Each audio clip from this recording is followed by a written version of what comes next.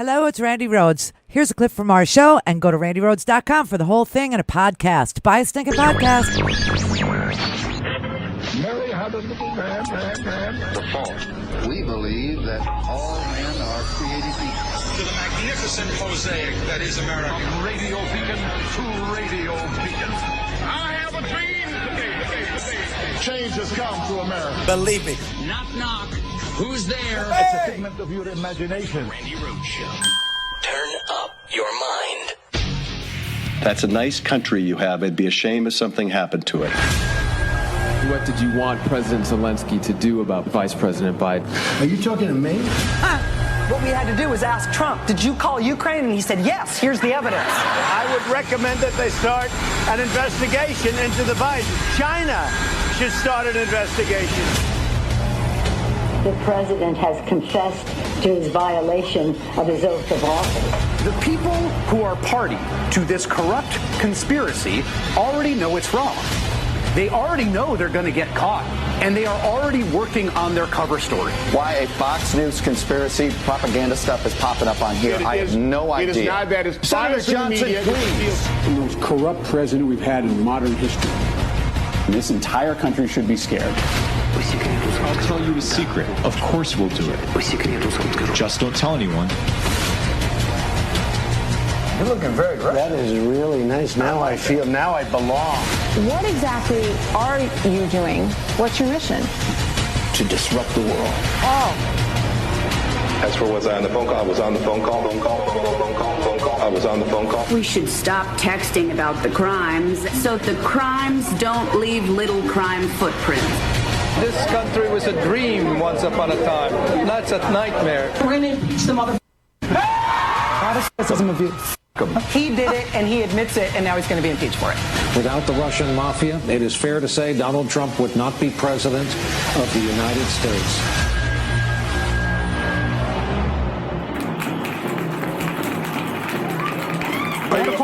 Take a f***ing swing. I'll throw you down these stairs like a punk. Watch your f***ing hands. 11 films. I believe this is a husband and wife team that are video editors, and they put that together. We actually called to see if it would be okay to play their copyrighted stuff, and they said, yeah, we'd love to. So thank you. That was good work. Really, really nice. Really, really, really nice. Very nice. The John Father, everybody. It's just, yes, this president is admitting to crimes, doing crimes, like right out in the open, right in front of your freaking face. And you know, I got to tell you, this is amazing. So now, last night, Cipollini, the White House counsel, not to be confused with Don McGahn, the White House counsel, who is still under subpoena and refuses to appear. So now Cipollini writes a letter, an eight-pager of absolute wasted words, ridiculous words that mean nothing, that say nothing, that show nothing, that ask for nothing, that promise nothing, just ranting and raving at the behest of the president, saying that the Congress, that Nancy Pelosi's House of Representatives, who we've explained to you, act as a grand jury. What? Yeah.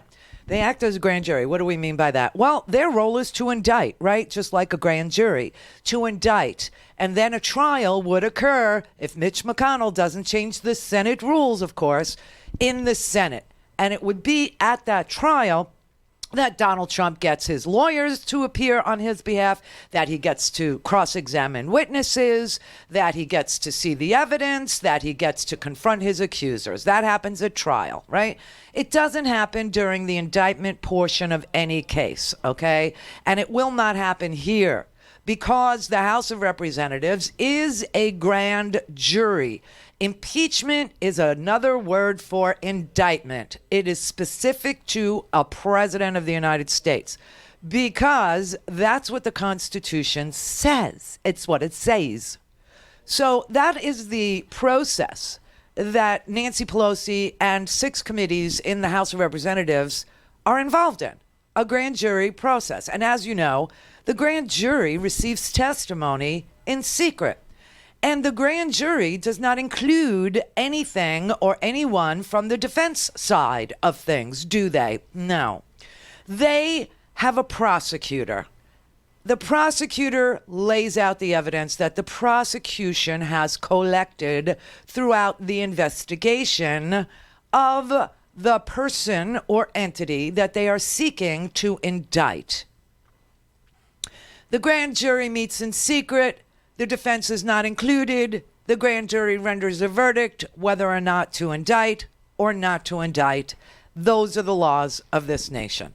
And that is what the House is involved in. So when Cipollini writes this letter and he starts saying to Nancy Pelosi, you have to include the president. You have to let the president's lawyers, argue for their...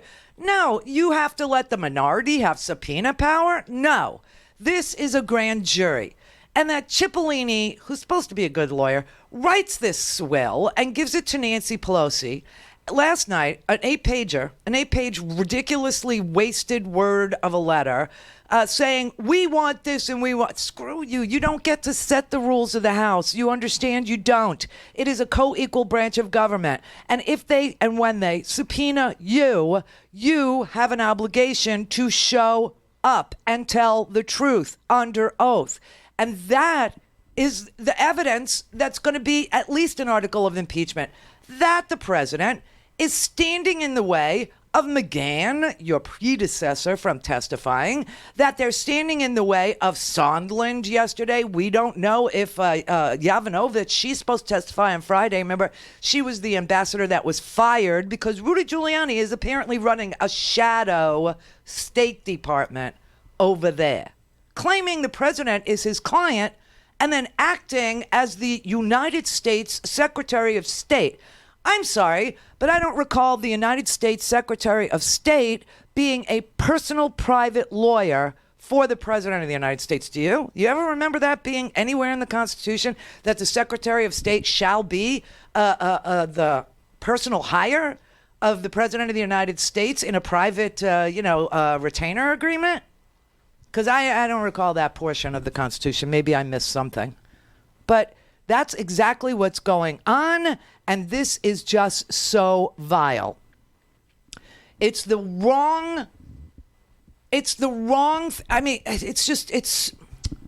all I could tell you. Here, let me let Jill Wine-Banks explain this to them. They are totally confused about our legal system. We have grand juries and we have trial juries. And the grand jury meets in secret. It is a tool of the prosecution to develop the evidence, to call witnesses in secret so that they will not be intimidated by the defendant. This is like asking President Zelensky, were you pressured when he's sitting next to the president on whom he is totally dependent for military aid? That would be the same thing as if you had the president sitting in the room with the grand jury. Right. You can't have that. You need to develop the evidence, and then the defendant gets anything that was exculpatory, and the defendant gets to question the witnesses against him. Right. That's what will happen in the trial in the Senate. That's the trial jury. Right now, the House is acting as a grand jury and should be allowed to continue in secret to develop evidence, but they have to have witnesses. And if the president can get away with saying, I can't be investigated, I can't be indicted, I can't be impeached, then he has made himself a king. He is not the democratic ruler of a democracy. He's made himself a king, or Van Halen, where he's not going to testify until you take all the brown M&Ms. Do you know what I mean? Rudy Giuliani, obviously, Ozzy Osbourne, wants to bite the heads off of bats. This is such a sick show. It's an it show. A really disgusting human being your president is. I think these couple of clips really will show you something. But I want you to listen really carefully when the president invokes Lindsey Graham, because I've got a tape of Lindsey Graham saying exactly the opposite of what Donald Trump is going to say that Lindsey Graham is for. Lindsey Graham is talking about imposing economic sanctions on Turkey over this incursion into Syria. What do you think about that? Well, I think it's okay. That? I've already told that to President Erdogan. Far more than sanctions. I'll do far more than sanctions. Lindsey, and I'd feel differently. I think Lindsey would like to stay there for the next 200 years and maybe add a couple of 100,000 people every place. But I disagree with Lindsey on that. But I will tell you that I do agree on sanctions, but I actually think much tougher than sanctions if he doesn't do it in as humane a way as possible. Oh, my God. But I've gotten him to stop for virtually from the first day that I was in office. But they've wanted to fight, and that's the way it is, and they've done it for so long. Yes, go ahead, please. So what does as humane a way as possible actually mean? Well, we're going to have to see. We're going to have to define that as we go along. What? They want to, if you listen to Erdogan, he wants to have people go back to where they came from, go back to Syria. Right now, he's holding, in all fairness to him, he's holding millions of people. That would be all over the place if he wasn't holding them. So he wants to repatriate. He wants to have them go back into the area that he's looking at. But we'll see. We'll see how he does it. He can do it in a soft manner. He can do it in a very tough manner. And if he does it unfairly, he's going to pay a very big economic price. Oh, my God. You have to kill people in as humane a way as possible. And Donald Trump doesn't know what the rules of war are. He doesn't know. We'll make it up as we go along. We'll see. We'll see. He can kill people in a soft way, or he can kill people. This is insanity. And then he says, oh, and Lindsey Graham, he would like to be there forever, and he would like to protect the Kurds, and he would like, blah, blah, blah. And I disagree with Lindsey. Meanwhile, I got to tell you that there are two reporters. Let's give them both credit. Okay, there's Julia Eihoff, who works for GQ, and there's Natasha Bertrand that works for Politico. And the two of them both had this story, and they're fighting amongst each other. And I know how this goes when you have a scoop, right? But anyway, the story did come out today. And here's the story. Lindsey Graham was punked. He was pranked on a phone call by a couple of Russian, prank phone callers, a couple of Russian guys that like to prank American politicians and record them. And it just seemed like a prank phone call at the time. And so somebody, either one of them decided, we're not going to go with the story. But now the story is, let's say, germane. Now the story matters. And what the story is that that these two Russian pranksters phoned up Lindsey Graham. They called him. And they pretended that they were the Turkish defense minister, a guy named Hulusi Akar. And they posed as Defense Minister Akar. And they were talking to Lindsey about the Kurdish problem. What are we going to do about the damn Kurds? Now, they're really Russians, okay? And Lindsey doesn't realize that they're really Russians. He thinks he's talking to the Turkish defense minister. And he admits to the Turkish defense minister that the YPG, now, listen, Kurds, there's PKK, there's YPG, there's SDF. They all fight against ISIS. PKK, they consider them a terrorist organization in Turkey. YPG, those are Syrian men, Syrian women who have fought ISIS to their death. 10,000 of them are dead. The SDF is the Syrian Defense Force. They're Syrian Kurds, okay? Just so you know. But Lindsey Graham was asked about the YPG, which have lost 10,000 people, and he says to who he thinks is the Turkish defense minister, you got a problem with them. We should get rid of them. This is sick. This is absolutely sick. And I don't know what to tell you other than I am doing all I know to do. And President Trump is very sympathetic to the situation of President Erdogan, but the Congress is not sympathetic. The Congress, Democrats are not sympathetic at all. And we've lost some Republicans here when it comes to Turkey, and Turkey is too valuable of an ally to get in a dispute with. We need to end this dispute and talk about something and move to a stronger relationship. Yes. Yeah, and I'm trying everything I know. Your YPG Kurdish problem is a real problem. Oh. I told President Trump that Obama made a huge mistake. Oh. And relying on the YPG Kurds. Oh. Everything I worried about has come true. And now we got to make sure that Turkey's protected from this threat in Syria. Oh. I'm sympathetic to the YPG problem. And so is the president, quite frankly. Mm-hmm. Mm-hmm. So what I want to do is make sure that Turkey is not threatened by any settlement in Syria. Mm. I want to make sure that Turkey has a stronger relationship with the United States under President Trump, that you get back in the F-35 program, and that we don't sanction our friends. That's my goal. We don't sanction our friends. I see. And the Kurds that lost 10,000 people fighting back, beating back ISIS and clearing out Raqqa, clearing out Aleppo, they're a threat. They're a threat. And, what you need to do is buy F-35s. That's what you need to do. He thinks he's talking to the Turkish defense minister. So in the call, he's primarily concerned with getting Turkey back into the F-35 program because Turkey has been buying Russian S-400 anti-aircraft systems. Turkey is flying Russian aircraft. Turkey is protecting itself with anti-aircraft systems provided to them by Russia. These systems were fully delivered to Turkey last month. And what Turkey is about to do is not only kill the Kurds, but they are going to open the floodgates for all the refugees, for all of the ISIS camps. They're going to open up all these prisons, and they are going to release these terrorists, not the Kurds, but the terrorists, the actual ISIS. There's 48,000 ISIS family members in that Al-Hol camp that I showed you yesterday. And there's about 10,000 ISIS fighters in various prisons guarded by the Kurds. They're in Kurdish custody.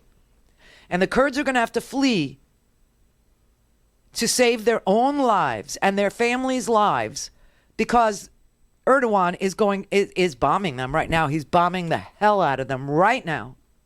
So far, I'm aware of 109 casualties. And they are going to have to leave these. They haven't done it yet. They haven't left these prisons yet. They haven't left ISIS, without guards yet. That's how brave they are. But there will come a time when they cannot stay. ISIS will be released. The floodgates will open, and they will put these fighters all across Europe. They will put them in Britain. They will put them in Germany. They will allow them to go everywhere in Europe, every single place in Europe, to start yet another round of terrorism, to destabilize Western democracies. They are literally going to staff out, if you want a better explanation, they'll staff out the job of destroying Western democracies to these ISIS fighters. That is sick, and that is Russia's wet dream. And that is what's happening here.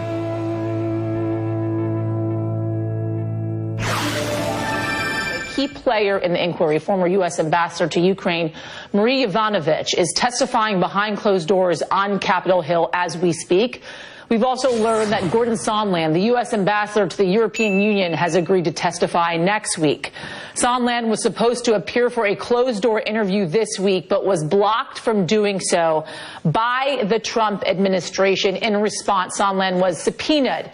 He is now scheduled to appear before Congress on October 17th, defying a State Department directive. But first, I want to focus on Ambassador Marie Yovanovitch. President Trump referred to Yovanovitch as, quote, bad news during that infamous now July 25th phone call with the Ukrainian president. Yovanovitch was removed from her position as U.S. ambassador to Ukraine back in May, months before her scheduled departure. The whistleblower's complaint claims that Yovanovitch's tenure was cut short because she acted against the wishes of then Prosecutor General of Ukraine, Yuri Lutsenko, and the president's personal attorney, Rudy Giuliani. But Yovanovitch's former colleagues have come to her defense. They tell NBC News that the senior diplomat was one of the State Department's most talented and conscientious diplomats. And she would never get involved in partisan politics. Know why? Know why, everybody? Hello. Happy Friday, you bastards. Happy Friday. Maria Yovanovitch is testifying behind closed doors. This will probably go on long into the night. And what's really interesting is that the State Department forbade her. No, Marie. No. And she showed up anyway. She showed up to give her testimony. And Ambassador Sondland, who's the ambassador to the EU, he is a $1 million donor to Donald Trump, a hotelier, a guy who runs hotels, gave $1 million to the Trump inaugural, got himself a ambassadorship, a quid pro quo, if you will, if you must, if you may. Yes, and so for some reason, the EU ambassador was inserting himself into the business of the Ukraine, which is not part of the EU, as you all know. And he agreed that he will acknowledge and obey a subpoena that Congress issued for his appearance, even though the State Department forbade him to testify. So he'll be testifying next Thursday, which is a good day. But today is the day that the 33-year Foreign Service officer, Marie Yovanovitch, testifies behind closed doors. And I just want you to know that the GOP is invited. They are there. So this idea that they're doing everything in secret and we can't ask any questions and nothing can be asked that exculpates the president is a lie. Now, here's her resume. And after you hear her resume, I think you'll agree with me that the proudest portion of her resume is going to be the fact that she was fired by Rudy Giuliani and Donald Trump. Swear to God. That's going to be like the greatest thing to have on a resume. Okay, so she was a foreign officer for 6 administrations, 6 of them, 4 Republican, 2 Democratic, 7 different countries, 5 of them hardship posts, was appointed to serve as an ambassador 3 times, twice by a Republican president, once by a Democratic president. Do you think she's partisan? Because I don't. Best thing on the resume, though, Marie, is going to be being fired by Rudy Giuliani and Donald Trump, who think they're masters of the freaking universe, who think they're going to cash in on the Russian mafia's business in Ukraine. It's just basically what it comes down to. And, you know, it's like the mob here. Okay, think about the mob here. What did they get into? They got into gambling. They got into the women. You know, they got into drugs, because that's what America had to exploit. Well, turns out Russia's a petrol state. Ukraine also has a lot of natural gas and oil. So the Russian mafia is involved in oil and gas. Oh, shocking. Also the women. Human trafficking, you know, just as an aside, just a little something to get your beak wet. But that is what's going on here. And she is testifying to that today. All we have is her opening statement so far. But her opening statement is very clear and concise, and it lays out exactly who she is. Apparently, she is the child of communist and Nazi regimes, castaways, okay? Her parents fled Russia. Her parents fled Nazi Germany.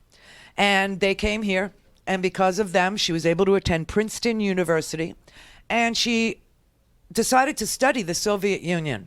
Okay, that was her area of expertise. It is, and then she joined the Foreign Service, okay? So from August 16 to 19, she was the U.S. ambassador to Ukraine.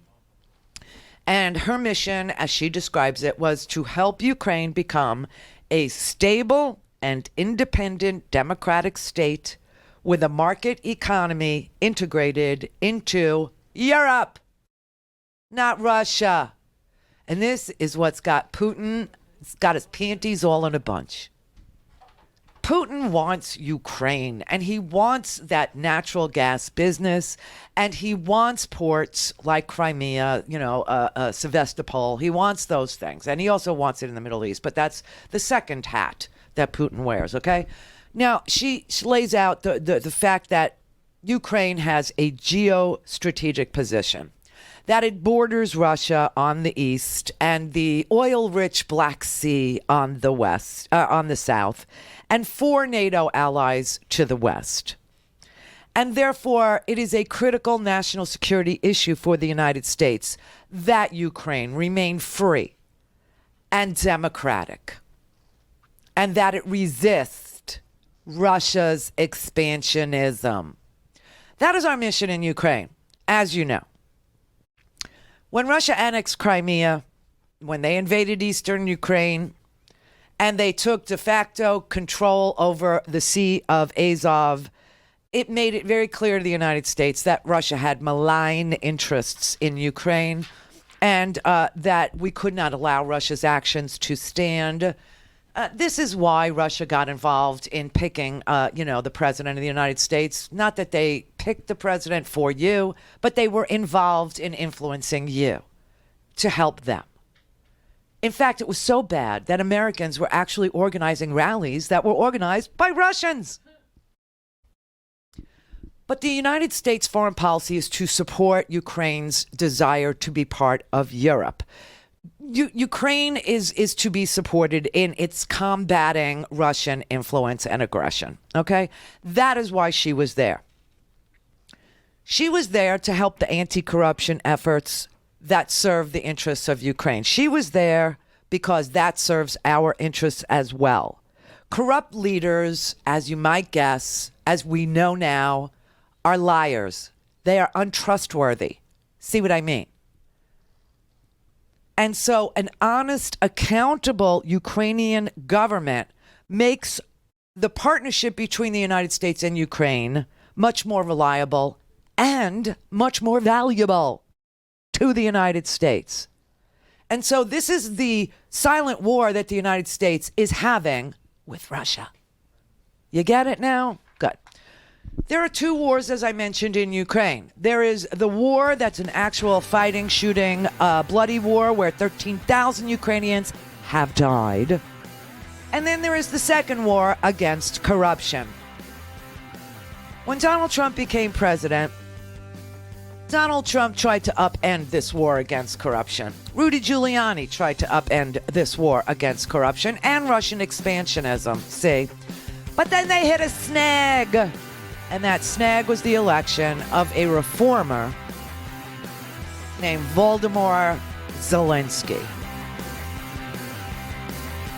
Zelensky's number one priority was ending corruption, fighting the second war in Ukraine. However, the political elite, the entrenched mafia, is having none of it. It's a mob story. Spoke with the president last night after discussions with the rest of the national security team, and he directed that we begin a deliberate withdrawal of forces from northern Syria. 1,000 troops. That's How correct. long and over what time period will you be Well, pulling it'll back? be a deliberate withdrawal, and we want to conduct it as safely and quickly as possible. We now know, we believe, that the Turks now intend to go further south than originally expected and to go both west and east, which would increase their zone from beyond a 30-kilometer depth and nearly 440 kilometers wide. I can think of nothing more disgusting in all the years I've been in Congress than what this president is allowing to happen with the Kurds. We have pulled the rug out from under them. They're being slaughtered. There are war crimes being committed against them. And we're seeing ISIS fighters released from custody, just as we predicted would happen. And for the president to say, well, they're just going to go to Europe. We're not going to have an ally left after this presidency. You can imagine how Europe feels about the President of the United States saying, well, we're not really concerned about foreign fighters going to Europe. If we go to maximum pressure, which we have the right to do, at a moment's notice, the president calls me up and tells me, we will do this. We could shut down all U.S. dollar transactions with the entire government of Turkey. Is that something you may do? That is something we may do. For God's sakes, what are they waiting for, right? Seriously, People are dude. being killed right now. And here you have Secretary Mnuchin saying, oh, well, we'll think about it. Maybe we'll do something. President Trump tweeting that he's going to destroy their economy. They look ridiculous. I think the president was right in moving 50 soldiers out of the way of an onslaught of tens of thousands of Turkish troops. We all know that if there were still those 30 or 40 soldiers in that part of Syria, that Turkey wouldn't attack. You hear the president and people like Rand Paul talk about endless wars all the time, and it's kitschy. But actually, we were preventing an endless war, and that actually commenced on Sunday. The Kurds have been very good partners in the de-ISIS campaign. They were very good fighters on the battlefield. We obviously enabled that as well. But at the same time, we didn't sign up to fight the Turks on their behalf, and we've been very clear with them about that. Is the president putting U.S. national security at risk? Yes, I certainly I think so. Yeah, we all think so. Everybody thinks so. You know what this is? This is a gift to Russia. This is a gift. Russia has been fighting on the side of Bashar al-Assad in Syria for all these years. And this is, the president being tricked or being bested or losing a negotiation in a phone call with Erdogan last week and saying, we'll just step out of the way. You can go ahead and take Syria and give it to Putin. He wants it. Let him have it. And sacrificing, our allies to do it. This is disgusting. And I just want you to understand that the Kurds believe in American values. The Kurds believe in equal rights for women. The Kurds believe in freedom of speech. The Kurds believe in freedom of religion. They believe in local governance. They value education. They have a judicial system that is fair and transparent. And this, according to our military officers in the region, who also say the Kurds have an organizational skill that I have never seen before in the Middle East. He said, this is the first opportunity I've seen to actually achieve our end state objectives because we had a partner that very closely shares our American values, the officer said. We snatched defeat from the jaws of victory. A second army officer reacted with disbelief. He said, as Turkey attacked, I couldn't help but feel ashamed, number one, to have been part of it, and number two, that we, America, I believe, are violating our values. America, in my mind, is still the shining beacon on the hill, but we are not living up to that right now. He said, I haven't been able to get a hold of any of his, comrades who fought with the SDF. He doesn't know where they are or what they've, where they've gone. Today, we have reporting that the Kurds have entered into an agreement with Russia because they will be slaughtered if they don't kowtow to Russia, if they don't agree to throw in with Russia and Syria, Bashar al-Assad, then they will be absolutely slaughtered.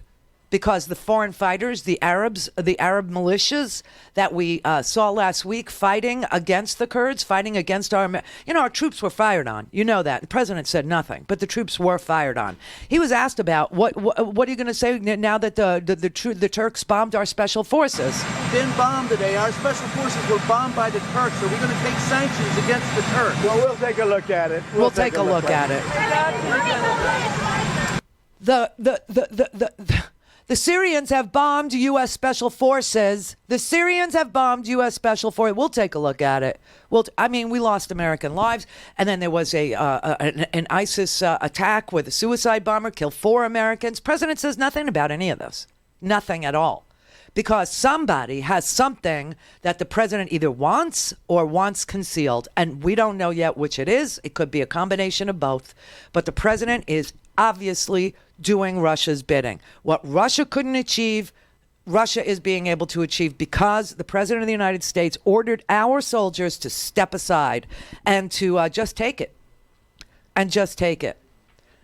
This is so sick. And now we're, listen, the troops are not out of Saudi. They're not out of Syria. They were moved to another base. Okay.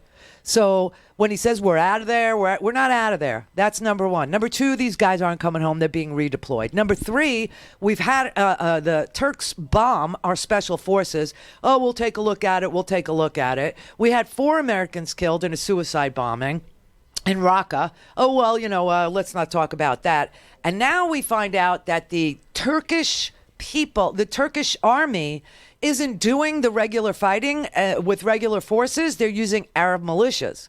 Well, now we know who that is. The Turks are now using militia elements, extremist militia elements, that we are told, as U.S. intelligence believes, includes former members of Al-Qaeda, including and former members of Al-Qaeda. ISIS. Those forces are advancing. Yesterday, those forces themselves released a video some people might find disturbing, apparently executing a Kurdish man by the side of the road, celebrating, shouting Allahu Akbar, telling their colleagues to film them. We are told those kind of executions are continuing today. Oh. And then, in a very disturbing development, U.S. officials tell us that those same militias, the ones that include Al-Qaeda and ISIS members, have advanced even further in tracked vehicles. They are advancing close to U.S. forces. U.S. forces tell us that unless those forces withdraw immediately, they risk coming into contact with U.S. troops. U.S. troops say that their lines of communication, their actual supply lines between them and the Kurds, are at risk of being cut off. This is a very serious situation. It has turned a corner because of these extremist militias. Also, here on the ground, the situation is deteriorating rapidly. Kurdish officials tell us that one of these prison camps holding hundreds of family members of ISIS supporters has been broken into, and that the detainees inside have managed to escape. Oh, God. We just came from a prison and saw that every day now there are riots and attempts to escape at the prison where we are. He has just destabilized the entire Middle East. The president of the United States did. Russia has, Assad has, and Iran has. This is mass chaos because the president of the United States wants to steal, and in chaos, I told you, you can steal. This is truly, truly disgusting. This is really, really vile. There is new fallout this morning after the president's former Russia advisor, Fiona Hill, delivered a blistering testimony on Capitol Hill. NBC News learned overnight that the White House had tried to block key parts of Hill's testimony, but her lawyers objected. The result, Hill told lawmakers the president's outside attorney, Rudy Giuliani, was running a shadow foreign policy. After more than 10 hours of testimony, the president's former top Russia advisor leaving Capitol Hill last night. Fiona Hill not responding to requests for comment. Anything you wanted them to take from your testimony today? But behind closed doors, Hill delivering bombshell testimony. The New York Times reporting Hill told investigators former National Security Advisor John Bolton was so concerned about Rudy Giuliani's effort to get Ukraine to investigate the president's political opponents, he told Hill to alert White House lawyers. That's according to 3 people who heard her testimony. In addition to Giuliani, the sources added, Hill says Bolton also told her to report EU Ambassador Gordon Sondland and acting White House Chief of Staff Mick Mulvaney. NBC News confirming that Hill also testified Bolton wanted no part of the, quote, drug deal, adding that Bolton previously called Giuliani a hand grenade who's going to blow everyone up. Overnight, key Democrats reacting. All of these witnesses are filling in the picture of what was taking place. As some Republicans took aim at the entire inquiry. I've never heard of or seen any type of grand jury testimony anywhere in America that works quite like Adam Schiff's kangaroo court. And it could be another critical day. George Kent, the State Department official responsible for Ukraine, is expected to testify. Kent will likely defend the ousted ambassador to Ukraine, Marie Yovanovitch. Kent previously suggesting in internal State Department emails that the ambassador had been the victim of a disinformation campaign. Those emails were obtained by Congress. Giuliani has acknowledged he was among those pushing for her removal. Disgusting. You have Rudy Giuliani and the president of the United States shaking down and extorting another ally, Ukraine, for military aid, for about $400 million worth of military aid in exchange for investigating his political rival. Okay? That's never happened. That is sick. That is disgusting. And here's the breaking news for this afternoon. Today was the day that Rudy Giuliani had a deadline to comply with a subpoena for documents. Today was the day. Rudy Giuliani has just said that he's going to defy the subpoena.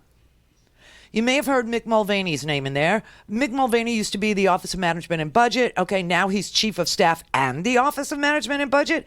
Seems like the military aid was suspended by the Office of Management and Budget, Mick Mulvaney. Mick Mulvaney also says he's not going to comply with his subpoena. Today is also the deadline for subpoenas to the Pentagon. The Pentagon, the Defense Secretary, Mark Esper, he says he will comply with the subpoena.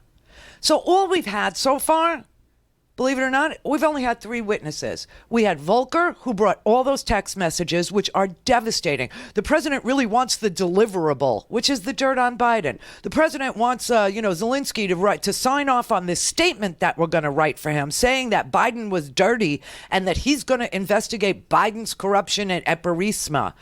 You've got all these text messages. You have a text message from Bill Taylor, who is a career diplomat, is saying, are we now saying that the defense of Ukraine is predicated on the president getting an investigation into his political rival? Are we now saying that? 4 hours then goes by, and then Sondland sends what he will testify to on Thursday was Donald Trump's denial of a quid pro quo.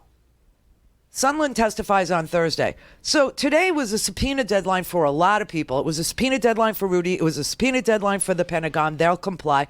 And it was a subpoena deadline for the Office of Management and Budget. They are not going to comply. This is even more obstruction of justice. It's actually obstruction of Congress. It's defying congressional subpoenas. That was Article 3 in the Nixon impeachment. Obstruction of Congress. If we are to be faithful to our oaths to support the Constitution, we must find him faithless in his. And I cannot, in good conscience, turn away from the evidence of evil that is to me so clear and compelling. He repeatedly and knowingly deceived the American people who trusted him and wanted to trust him. My faith in the Constitution is whole, it is complete, it is total.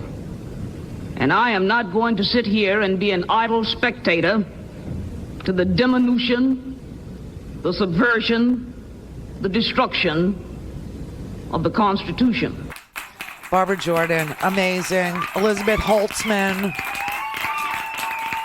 You know, I mean, Article 3 of the Nixon impeachment was obstructing Congress. He would not turn over the tapes, right? And the Supreme Court unanimously decided that he had to. That there is no privilege for the corruption of the president. There's a crime fraud exception to every privilege that the president could and would claim. And that means that there is no privilege in the case of a crime being committed or a fraud being perpetrated on the American people. You can't claim any privilege exists. It's the law. We are a nation of laws. And what's interesting is the Republicans never talk about the crime fraud exception. The Republicans never discuss Congress as a grand jury situation, which it is. The Republicans just sit there and they obfuscate, they lie, they cover for the president. But, you know, Jamie Raskin, ever since the Syria, betrayal, and this is a huge, huge betrayal of the Syrian Kurds who lost 11,000 people, 24,000 of them wounded. U.S. forces, if you want to read the newspaper, I wish people would read a newspaper, but in the Washington Post today, there's a report that says that that the former top CIA official who put together the safe zone for the Kurds with the cooperation of Turkey and the cooperation of the Syrian Defense Forces, that we had this peace going there. It was fragile, but it was there. They were still working on what is a safe zone for the Kurds. We wanted a no-fly zone to protect them. And then all of a sudden the president got tricked by Erdogan, who called him last Sunday and told him, we won't kill the Kurds and we won't do this and we won't do that. And the president was like an appeaser. He just told him, listen, I don't really care if the Chinese protect the Kurds or if the Europeans protect the Kurds or if you protect the Kurds or the Russian or the Iranians protect. I don't really care. I just don't want to protect them anymore. You do it. You do it. And betrayed them. So that now they are in day 7 of a ethnic cleansing. I mean, it's a slaughter over there. It's disgusting. And, people who watch CNN International are actually watching what America is doing. People who don't watch CNN International aren't actually being told that the Americans have betrayed yet another ally. Ukraine was an ally.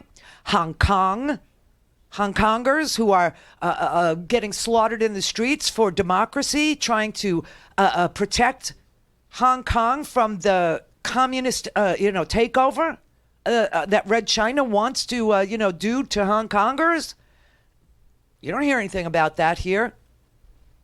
But they're all allies. Hong Kongers are pro-democracy movement. And they want free speech. And they want freedom of protest and assembly.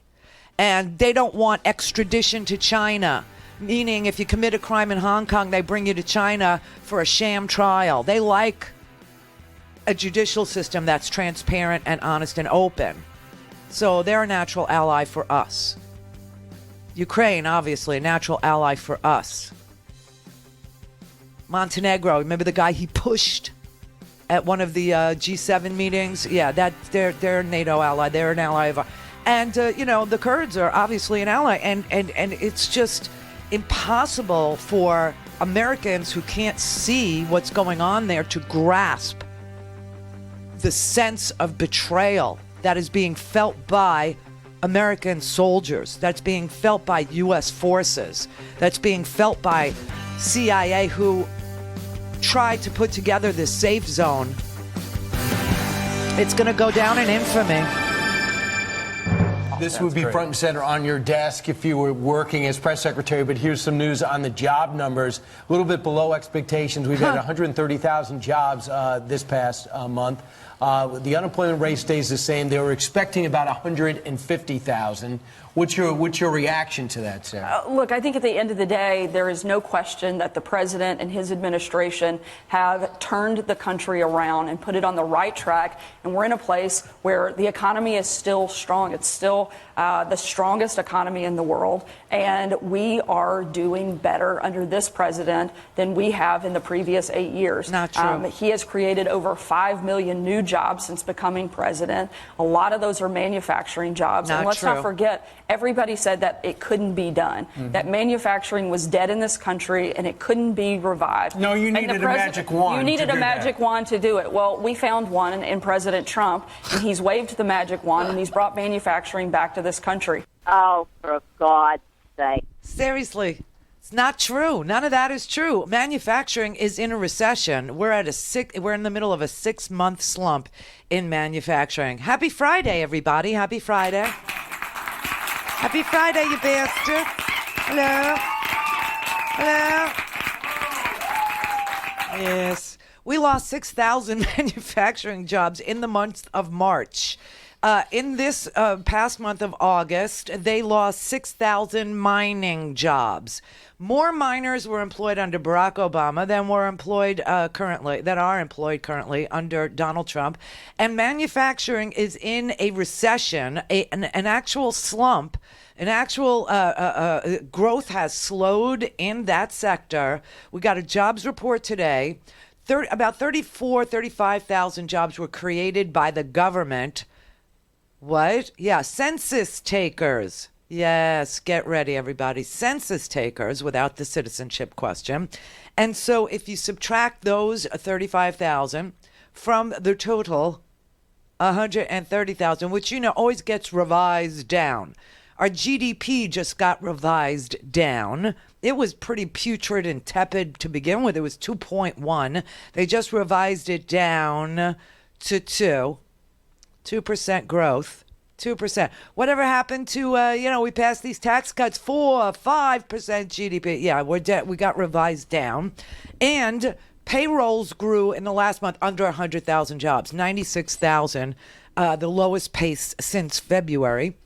And then in March, we lost 6,000 manufacturing jobs, mostly in the auto sector. Now, how does that happen? How can American industry contract in an era in which it receives this crazy support from the president? The answer, it's all bullcrap.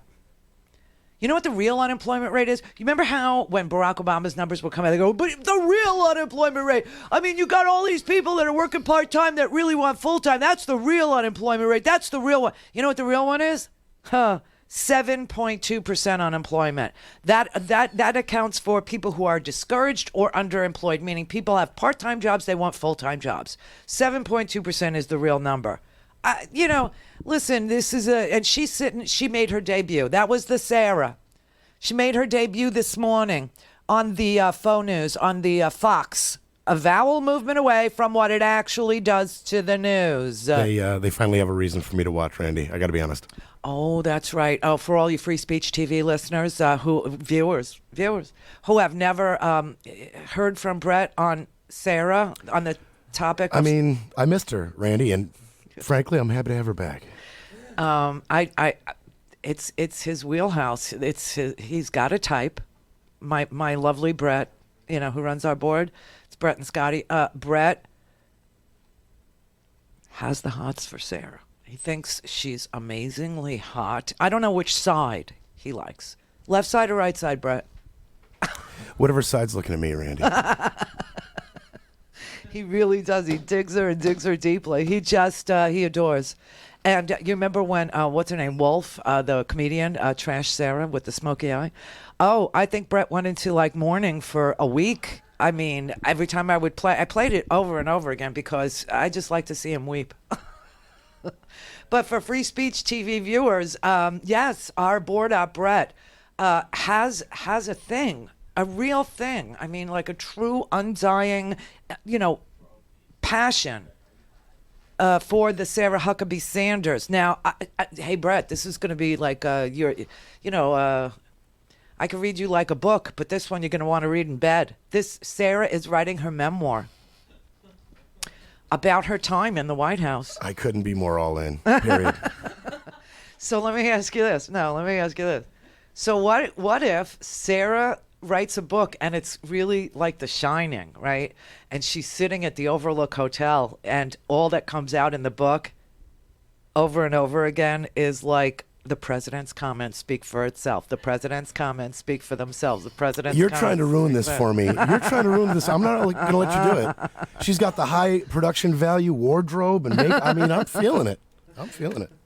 But, it's supposed to be a tell-all, and she'll tell nothing. This book is such a waste of paper. Like, why deforest North Carolina for a book that's going to be like, I defer to the president. I defer to the president's words speak for themselves. You have to contact the outside lawyers. I mean, it's going to be page after page of tell nothing.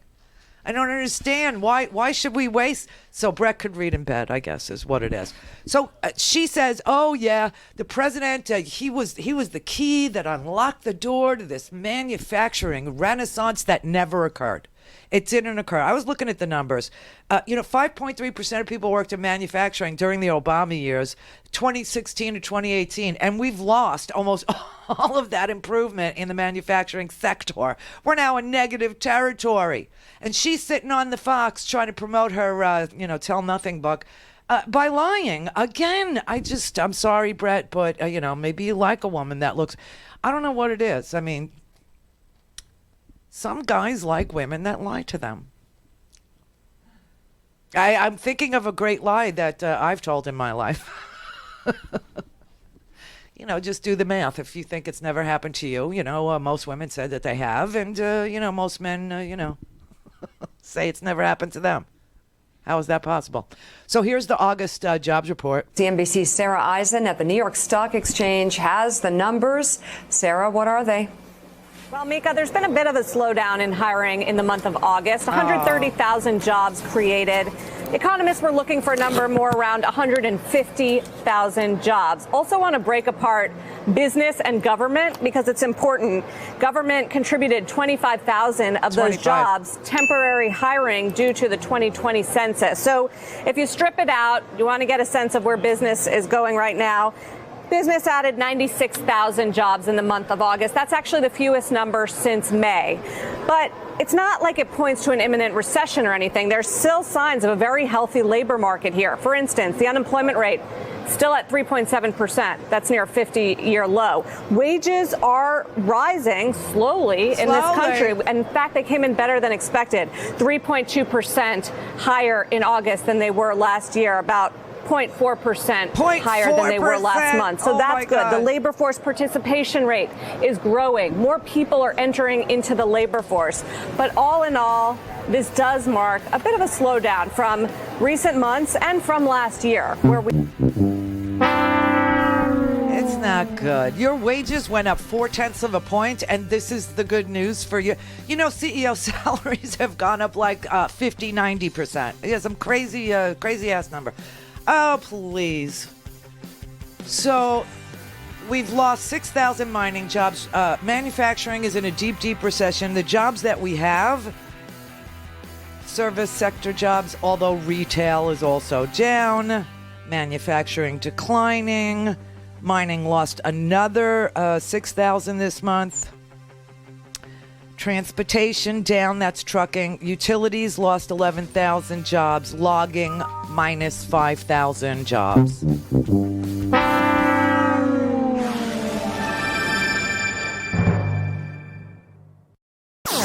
All things Randi at RandiRhodes.com. Go for launch. Speaking truth to power, the Randi Rhodes Show.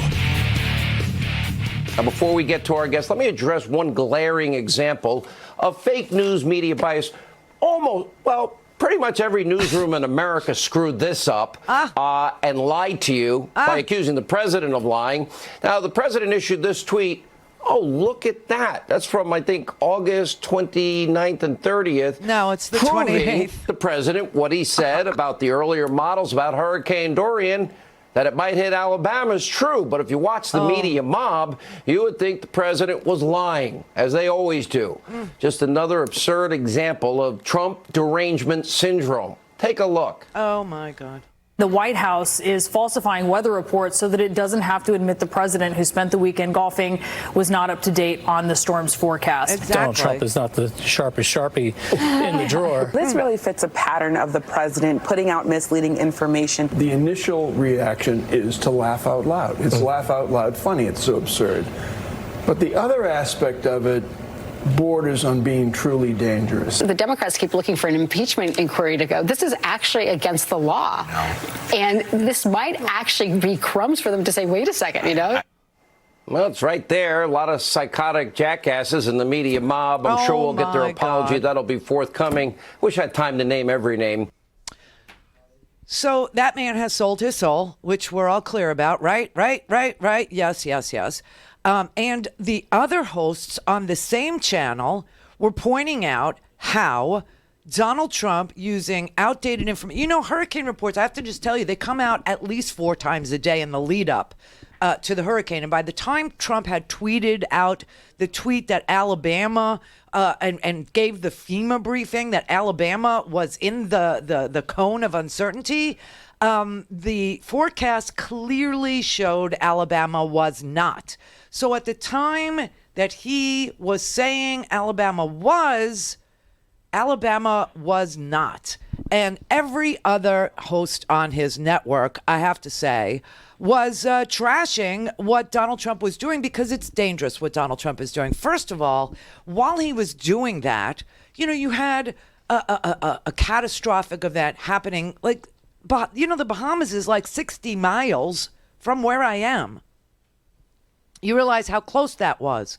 It was 60, the Bahamas, I hate to talk about it in the past tense, but Freeport, Bahamas, Grand Bahama Island, is literally, you could do it in a day. You take your boat and you go to the Bahamas. People do it here all the time. In fact, that's what people here are doing now. They are loading up their boats and they are bringing generators, clothes, food, water, you name it. The high school around the corner from my house is collecting all kinds of supplies. And because we stocked up on so many supplies, I mean, we were like stocked up better than any prepper in freaking Wyoming ever thought of being stocked up. So we're giving our stuff to the high school, who are arranging for the stuff to be brought over by the trucks of the sea, boats, which Donald Trump couldn't figure out. And they're already telling us right now to prepare yourself for an unimaginable death toll number. That's what they're telling us about Abaco and Grand Bahama, that we should prepare ourselves for an unimaginable number when it comes to the death toll. Now, you know, at the beginning of the hurricanes, the death toll, I mean, Trump stuck to the 16 people died in Maria when the true number had already surpassed 3,000. That is why it's dangerous. You have you have a rear admiral from the Department of Homeland Security, a terrorism expert, right, who provided cover for Donald Trump's ridiculous story, which is now in day 4. He's still doing it. He's still insisting that Alabama was somehow targeted by this storm all these many days later. It's just so sick. And we have a catastrophic incident just 60 miles off of our coast. We were so close. Listen, I don't know why or how we got so lucky here, but just a slight jog of this storm, and you would have been looking at my house on the TV.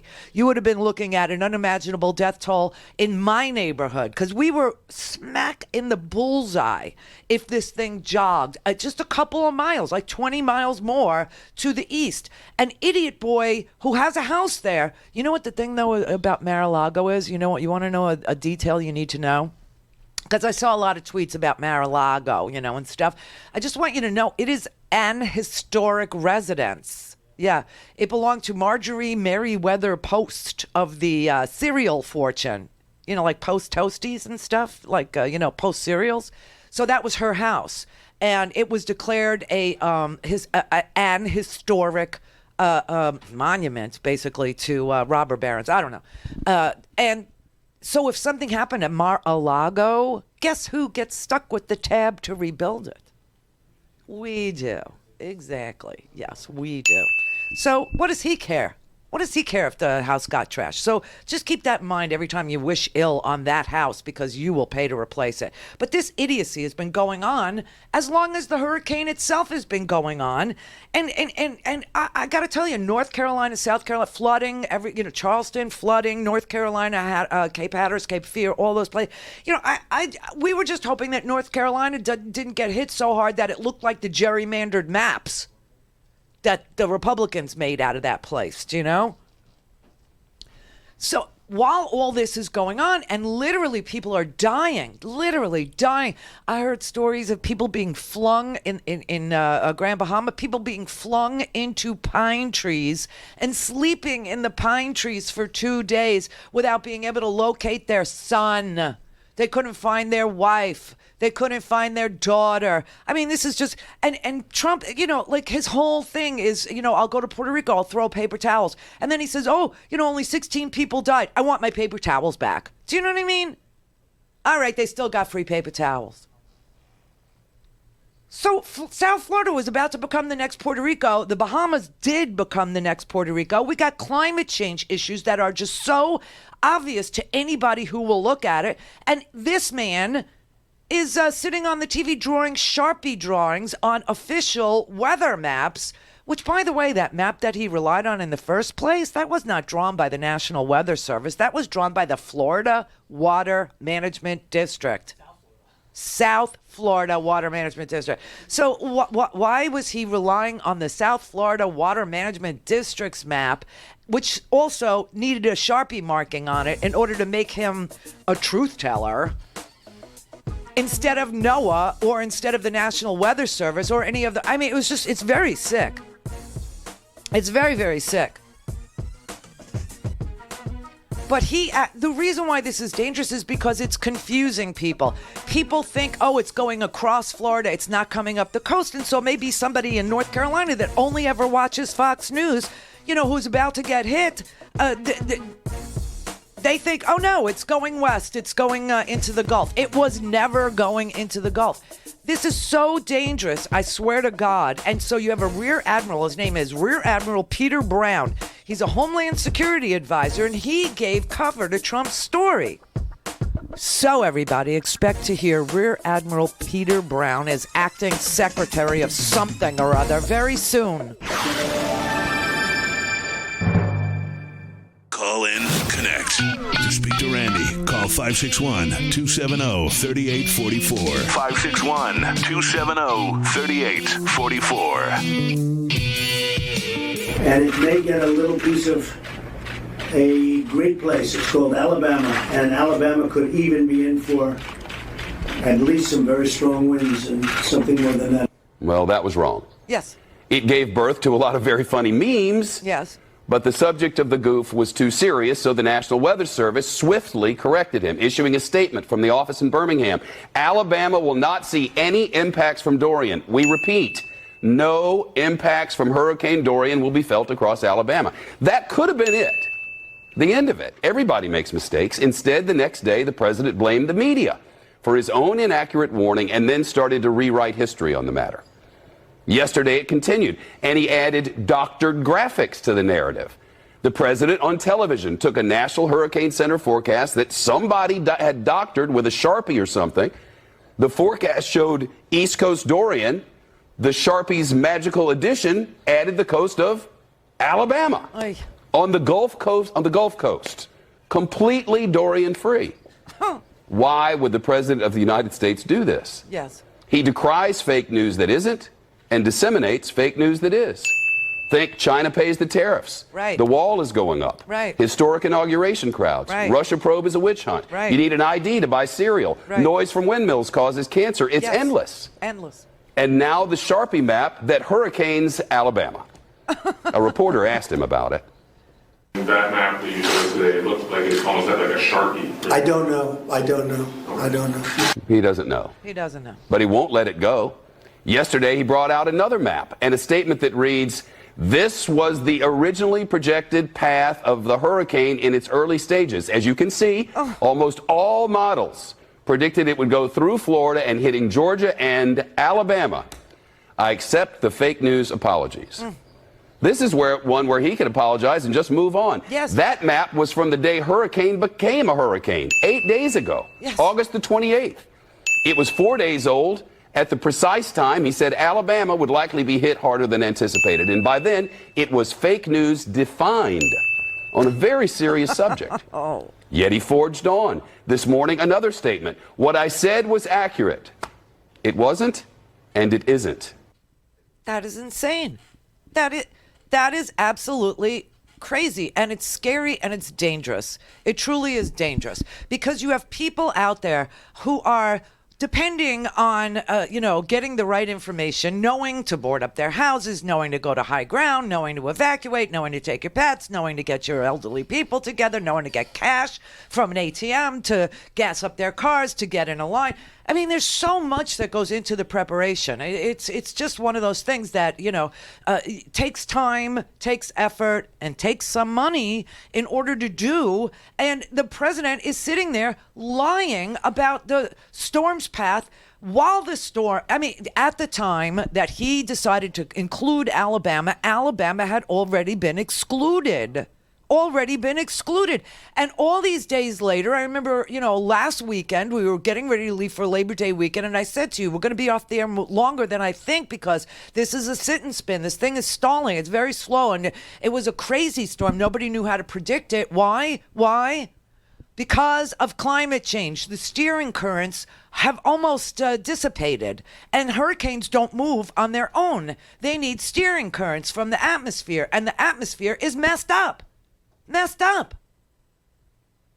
So instead of addressing a serious problem like climate change, or a serious problem like evacuations that needed to take place, or a serious problem of gas shortages in Florida, people sitting on lines all day for days on end, instead of that, he includes one of his base states. Don't you get it? He needs Alabama to feel like he's looking out for them. He needs to include Alabama because it's part of his path to 270. Trust me, Kentucky is having second thoughts.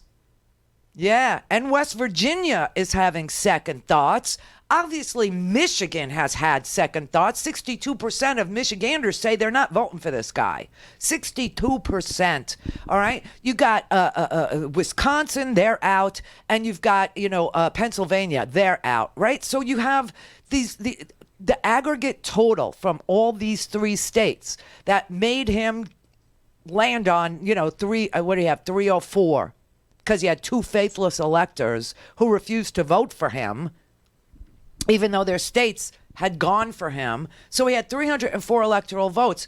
Well, without Michigan, without Pennsylvania, and without Wisconsin, he isn't getting to 270. So he has to, just hope and pray that Alabama is still with him. He's got to, hope West Virginia doesn't turn on him. He's got to hope that Kentucky stays with him. And Mitch McConnell, too. This is sick. And Mitch McConnell is doing absolutely nothing for those coal miners. They are in day 41.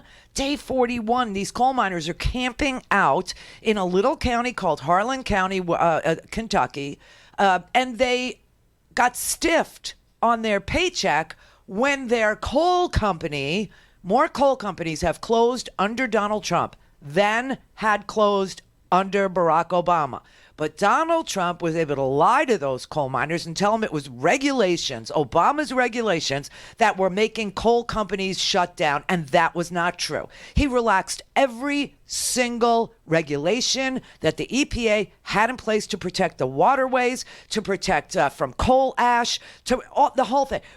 And still, more coal companies are going out of business under Donald Trump than they did under Barack Obama. That's just the truth. So the coal miners in Harlan County are in their 41st day sitting on a railroad track in Kentucky. Why are they sitting on a railroad track? What are they, stupid? No.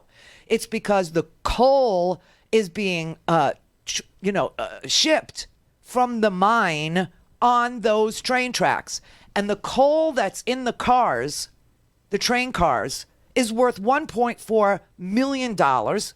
And these guys have been stiffed on their paychecks since July. And so they say if they can afford to ship the coal, they can afford to pay us what they owe us for our work getting that coal onto that train car. And it's really emotional and it's pretty heartbreaking, and I feel for them. Since Monday, miners have refused to clear a path for a train that's carrying the cargo of coal that they helped dig themselves. At the core of the protest, according to the miners' attorney, the nearly $5 million worth of back pay that's owed to Black Jewel employees. There's a brotherhood amongst coal miners. United we stand, divided we fall. Brandon Pearson is a plant mechanic who hasn't seen a Black Jewel paycheck in nearly a month and a half. If it wasn't for people giving me money, just out of the kindness of the heart, just coming up and say, here, this is for you, I don't know what I'll do.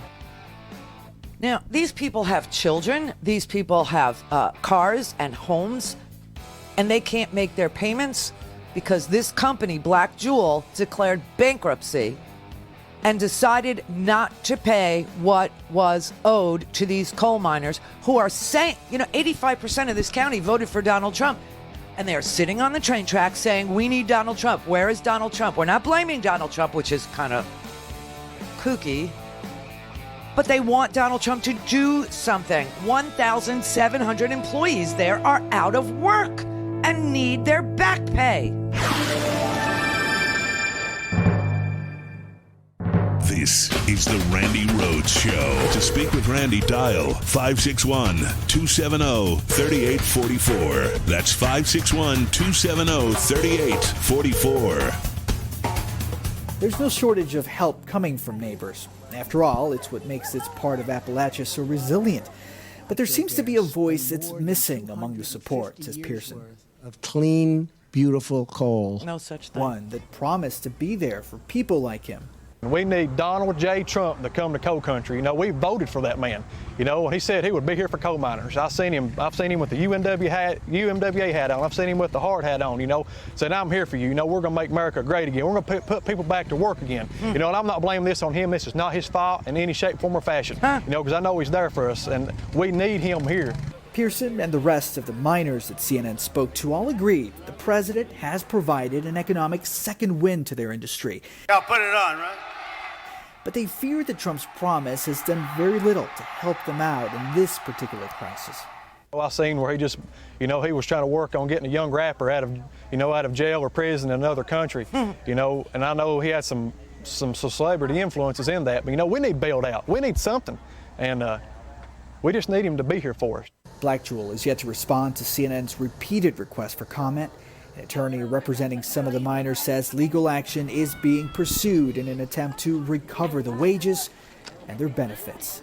This is sick and sad. And, this is, what the president of the United States has done 6 times. They declare bankruptcy and then they say, oh, well, we can't pay what we owed you for your work before we went bankrupt. Also, we didn't put any money into your health care, so you don't really have any. And then you have epidemics of black lung. This guy sitting on the TV, he has got 6 kids, 6 children. And you're watching, coal mining just disappear. And, of course, the president is not interested in any new technologies that could be based in those counties. There's 26 counties in the United States that are coal mining counties, and they're dependent on coal mining. And those counties have, skills. They've got people who know how to use large machinery. They got people that know how to, throw their back into work. They have people that could assemble wind turbines.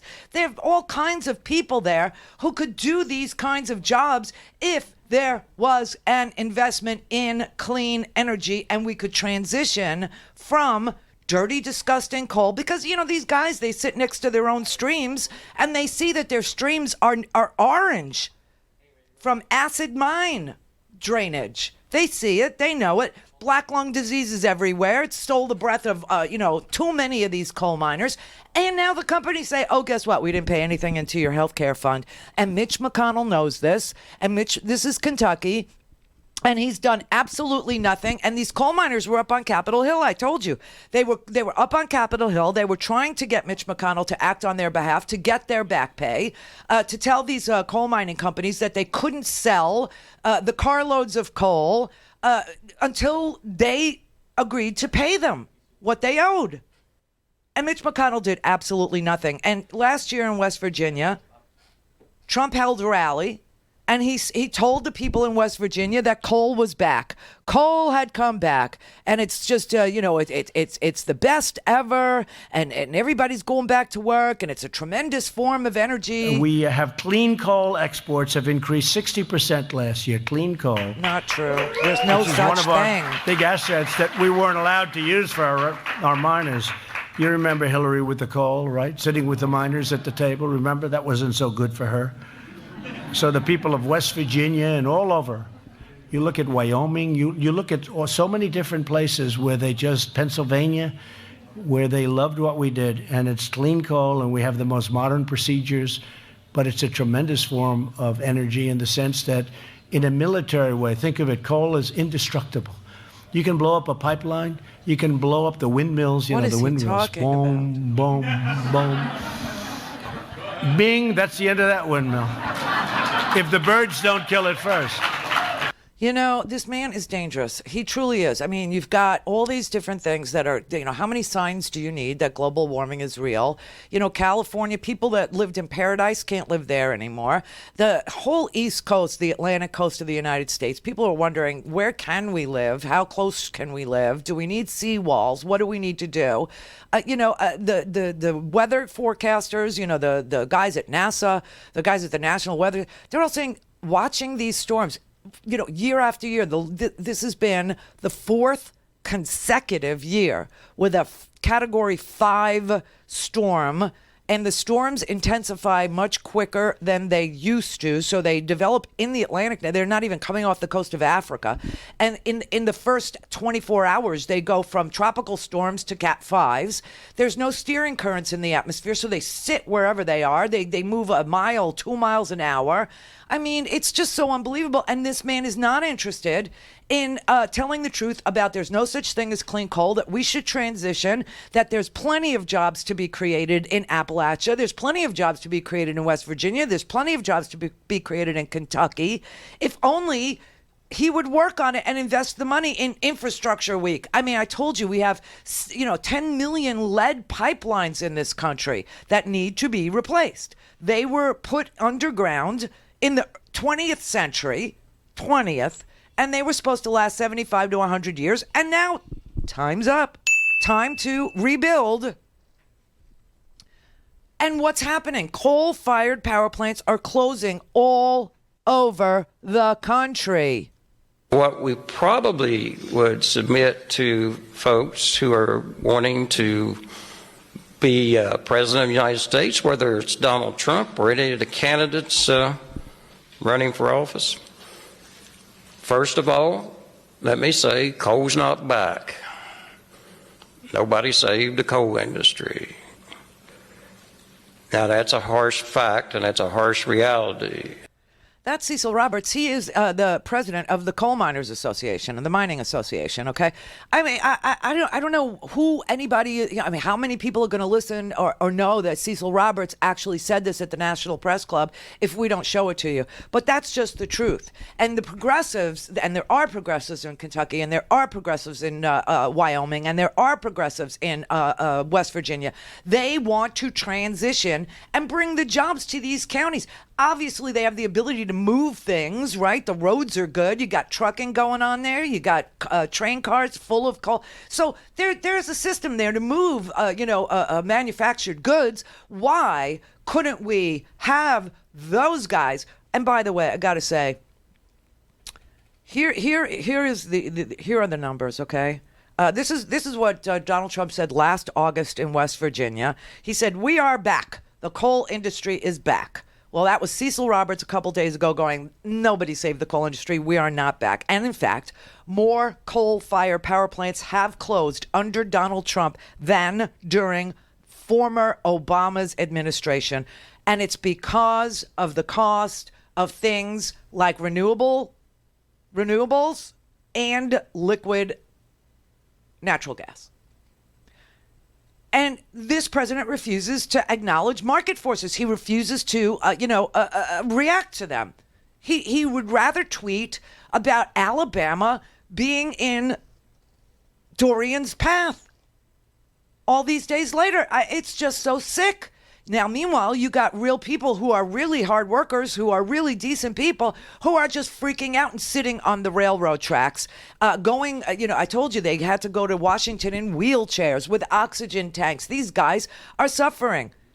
There is no clean coal. It doesn't exist. The technology that removes carbon from the burning of coal has not been invented.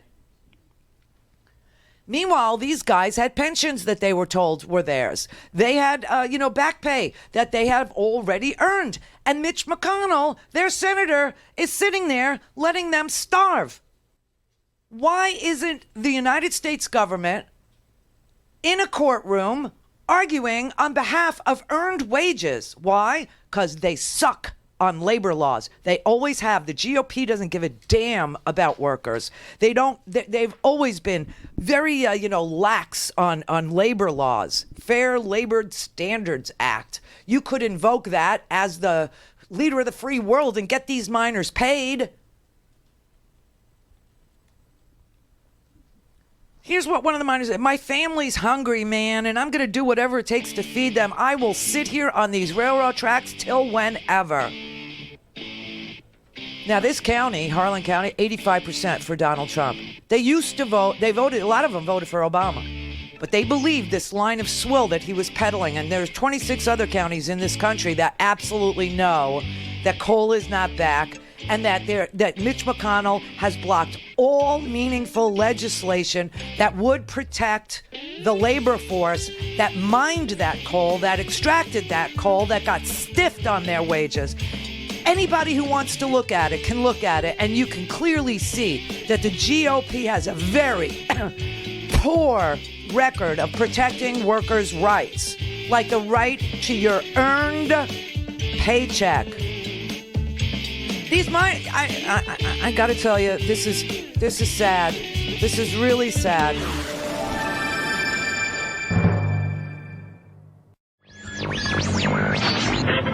Mary had a little man. The fourth. We believe that all men are created equal. To the magnificent mosaic that is America. From radio beacon to radio beacon. I have a dream today. Change has come to America. Believe me. Knock, knock. Who's there? It's a figment of your imagination. Randi Rhodes Show. Turn up your mind. There are several Republican senators facing re-election next year who voted in support of Trump's emergency declaration. And now their states will lose money to build the wall. Oh, God. They include North Carolina, Senator Tom Tillis. Wait, hold on. So the state of North Carolina, oh my God, their military bases are going to be gutted. That's how the president pays you back for your good faith in him. So $80 million for military construction projects and readiness projects that will not only bring jobs and keep jobs in the state of North Carolina, but will make this country stronger. And Donald Trump is gutting $80 million from Tom Tillis. Martha McSally in Arizona couldn't stop Donald Trump from gutting $30 million from Arizona military bases. Oh, this is rich. Moscow Mitch, the $62 million, that's actually, we don't know how many rubles that is, but it's a ruble equivalent of $62 million. Cory Gardner, state of Colorado, $8 million stolen from his military projects. Look who's next. Lindsey Graham, $11 million stolen from South Carolina. And John Cornyn, $38 million stolen from the state of Texas for John Cornyn. That's your loyalty pledge. That's your loyalty pledge. And you know what's really sick about the Colorado situation, Corey Gardner? I told you the story of the cancer clusters that are around these military bases in Colorado specifically. It's because they have had this foam that they use to fight fires, that the military uses to fight fires, in their water supply. And that particular foam is causing kidney cancers. So they need to clean up their water. And Donald Trump is literally stealing from 127 military projects for things like repairs to on-base housing, to the water cleanups that need to be done around military bases where there's cancer clusters. Mitch McConnell's given up $62 million for the state of Kentucky. When I was just telling you about Harlan County in Kentucky, you got the unemployment rate in that county, in Harlan, is 9.4%. You know what the average income is in Harlan for these coal miners who are sick and dying from black lung? $29,000 a year. And they can't, can you imagine living on $29,000 a year and then you get stiffed on pay that you earned starting in July and now it's September? How in the hell do you survive? And no one will step up for them. It's really sick, but here you have all these Republicans who are up for re-election, including Moscow Mitch, including Mitch McConnell. I mean, how in the world can that man win without cheating? I don't know. I honestly don't know. But you've got all of this innovation just ready to launch. See, this is why every single time we have a Democratic president with a decent Congress, okay? Every time the economy percolates. We have had, I mean, there are so many charts and graphs. I tweeted one out last night to Eric Erickson because he's a dumb, you fill it in, okay? He was saying, oh, I don't care. This was his actual tweet. This is a right-wing lunatic, fringy guy, okay? Part of the cult, Cult 45. I don't care about climate change, he said. I don't care. What I care about is that the Democrats are going to crash the economy. As if we ever crashed the economy. As if that is our record. No, it's your record. You need to own it. Almost regardless of how you measure the performance of the U.S. economy, the U.S. economy does better under Democratic presidents. And it has for years. And the difference is big. It's huge. So, for instance, under Democratic presidents, GDP just goes woo through the roof. And under Republican presidents, it tanks. You can use different time periods, different measures. You could aggregate it. You could do per capita income, inflation adjusted or not. No amount of BSing is going to change the facts. No amount of smoke blowing, no amount of lying is going to change the facts that the economy does better under Democratic presidents than it does under Republican presidents. And do you know why? Because Democratic presidents understand emerging economies. They understand where to invest. They spread the money out. They don't give it all to the wealthiest Americans to pad their pockets in order to get donations the way that the GOP does. That's just a fact. There are so many things that you could look at with Democratic presidents versus Republican presidents in the economy. Where we spend our money is probably the most important thing.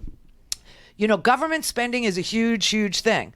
If you spend on education, if you spend on healthcare, if you spend on infrastructure, which we desperately need, and if you spend on social support, right? Like we were looking at an article today where the Trump supporters, okay, doesn't anybody wonder, like, who is this Cult 45 and how does he get these people at these rallies and who's going?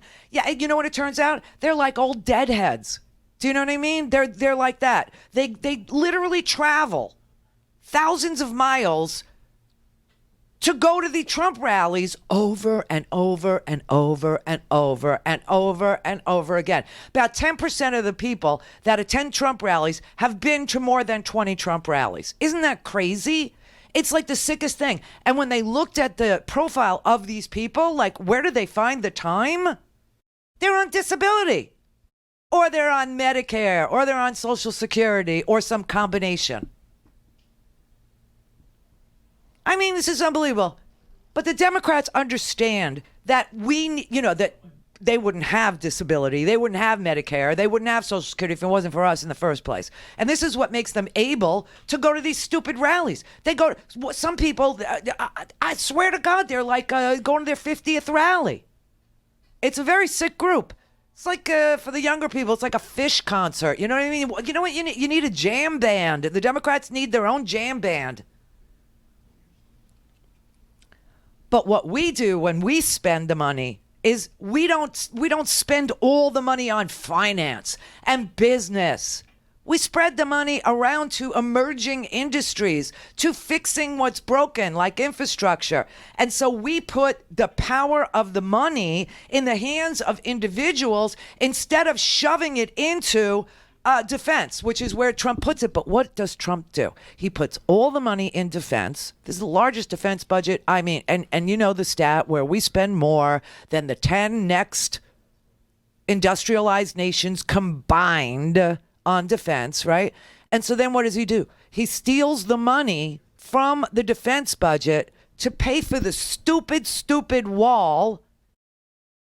The stupid wall, takes it out of defense projects that would repair the infrastructure for the military.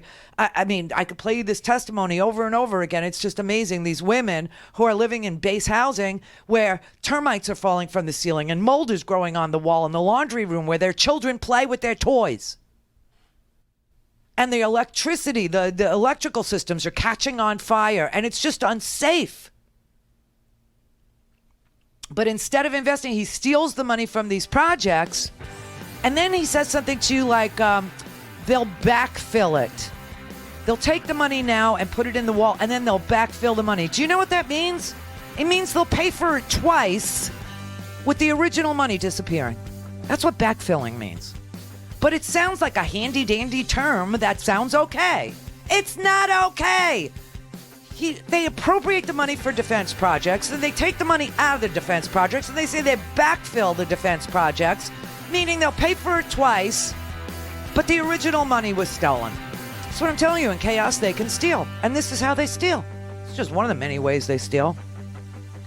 But we actually spend our money where the money is truly productive, on things that human beings actually want and need. That's the difference. When money goes to millions of individuals instead of corporate interests. All things Randi at RandiRhodes.com. Go for launch. Speaking truth to power, the Randi Rhodes Show. According to a new list published by the Department of Defense, there are 127 military construction projects being delayed as the agency moves $3.6 billion to pay for the wall. Puerto Rico is one of the hardest hit, obviously. More than $400 million meant for 10 construction projects on the island will be diverted, including money for a power substation and a National Guard readiness center. So Mexico isn't paying for the wall. No. It's Puerto Rico. But he said, believe me. It's the National Guard. Believe me. The diversions will also impact 23 states, with New York and New Mexico both represented by Democrats taking the brunt of the blow. New York is set to lose $160 million for construction projects at the West Point Military Academy. Oh, great. So he's stealing from West Point. Mexico is not paying for the wall. It's Puerto Rico and the National Guard, and it's also the U.S. military. He's stealing from West Point. It looks that way. Really, to build the wall that he promised Mexico was going to pay for, to build a wall that Democrats were actually willing to give him $21 billion for. $26 billion we were willing to give him if he did a clean DACA bill. But instead, who's going to pay for the wall? West Point. Who's going to pay for the wall? The U.S. military. You could see how that did not take off as a chant, can't you? Who's going to pay for the wall? The National Guard. Yeah, it just doesn't have the same feeling that, gives these people who go to 50 rallies while their Social Security checks are coming in. Yeah, 50 rallies. They say they get euphoric in these rallies. But it just didn't have the same euphoric feeling, did it, to say, and who's going to pay for the wall? Mitch McConnell's Kentucky coal miners. It's not as uplifting. See, didn't take off. $3.6 billion. That's what's going to be taken away from 127 projects at U.S. military bases. And the good news for us, who care about no more years of this, who can't stomach the thought of any more years of this, is that he's taking it from places where GOP senators are up for re-election. That's good for us. And that explains why so many Capitol Hill Republicans are not running again this year. So one of the reasons is if you're a safe Republican like Sensenbrenner, you realize that the Republicans are unlikely to win the House back. Yeah. You're going to be in the minority again, and you're either going to be serving with a Democratic president or with Trump again. And if you don't look at Trump the way that Mike Pence looks at Trump, that might not be a good outcome for you. So that's one reason they're leaving. The other reason that they're leaving is they think they're going to have trouble winning their own re-elections, and that's true for several of the House members from Texas. Will Hurd being one of them. Look at all of them. Just saw today the president took money from a military construction project in his district at the joint base in San Antonio to put it toward a border wall that the constituents in Will Hurd's district don't want along the Texas border. Or even perhaps you might see yourself losing re-election in a primary. Congresswoman Martha Roby, whose Alabama 2nd District would have been in the path of Hurricane Dorian's Sharpie down in southeast Alabama. She decided earlier this year that she wasn't going to seek re-election, might have been vulnerable to a primary. She had difficulty with that in 2018. But either from a personal loss reason, you might not return yourself, or just looks like you're not going to have any power anytime soon. A lot of House Republicans are heading for the exit. Bye-bye. Bye-bye. Don't let the door hit you where the good Lord split you. Bye-bye. Bye. Bye-bye. Bye-bye. Now, if those people who have to raise money to get reelected are saying, oh, I can't get reelected, there's no money for us, the donors have dried up, nothing good is happening, the economy is tanking, his ridiculous trade war is killing industry, the manufacturing sector is in a recession, literally, 6-month slump, that is a recession. Coal mines are shutting down, declaring bankruptcy, stiffing the workers. The only jobs in this country are either in professional services or in healthcare. Everybody else is getting, shut down, shut out. You got pockets of this country that have 9.7% unemployment, 7.2% unemployment. Everything this man says is a lie. He's, an embarrassment. He can't tell the truth. He is, engaged in some self-inflicted wound with this ridiculous trade war of his that has sucked out $200 billion from this here country. $850 billion has been sucked out of the global economy. That's almost $1 trillion out of the global economy because of his stupid trade wars. And then you also have this Brexit deal, which is part of this white nationalist populist crap that Nigel Farage and Cambridge Analytica and Steve Bannon and Viktor Orban of Hungary and Donald Trump from America are all, pushing to have happen. And that will destroy the European economy, who is also a big trading partner with the United States. He's attacked Mexico, which is the biggest trading partner that the United States has. Yeah. And he's just trashing the economy on purpose. On purpose. And it's just like I told you, and I keep on saying it. He creates chaos so that he can steal. In chaos, you can steal. And he is stealing, and he's stealing from money that was duly appropriated to the military, like it or not. That's where that money was sent by Congress to be spent to fix base housing, to fix water systems that are completely and utterly polluted. cancer clusters, electrical, wiring that is catching fire for these, families. I mean, on and on it goes, right? And he's stealing the money from there to build a vanity project. We're going to have to drill down deep on these 12 contractors. I don't know if you've seen it, but there's 12 contractors who have been awarded the contracts to build the stupid wall. And they're in weird places. They're like in North Dakota and South Dakota, places where he needs to win. But he's stealing the money from things we have to do for the actual people who are the military. The president loves hardware. People, not so much. And the people in the military who make the military, are literally dying. Same with the coal miners. And they just steal the money. They just steal it out from their pension funds. They steal it out from their healthcare funds. They steal it from their paychecks. That's what they do. And that's why economies don't do well under Republicans. They're crazy. They're lunatics. They pay themselves and nobody else. And the way that Democrats invest in America, the way that we give people the ability to self-support while they're transitioning or while they're healing from some disability, it makes the economy work because 2/3 of what goes on in our economy is consumer driven. The more money in more hands that buy things, the better the economy is. Oh, we'll backfill. That just means you're going to have to pay the military twice now, even though you thought what we were doing with the money to the military was exorbitant to begin with. Now he's going to steal the money from the military. You're going to have to pay it back, and the money disappears. Call in, connect. To speak to Randi, call 561-270-3844. 561-270-3844. I'm really worried about it. I feel sorry for the president. And that is not the way we should feel about the most powerful figure in this country. Somebody on whose wisdom and judgment our lives literally depend. I don't know if he felt it necessary to pull out a Sharpie and change the map. I don't know if it was one of his aides believed they had to do that in order to protect his ego. No matter how you cut it, this is an unbelievably sad state of affairs for our country. If our presidency is not in good shape, then our country is not in good shape. And on one level, it's laughable.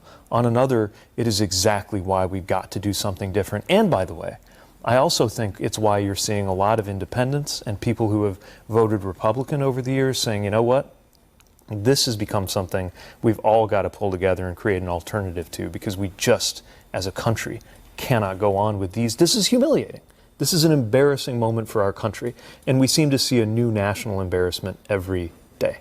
I am the chosen one. Seriously, dude. I mean, every day. That is a great slogan for Donald Trump. Donald Trump, I feel sorry for you.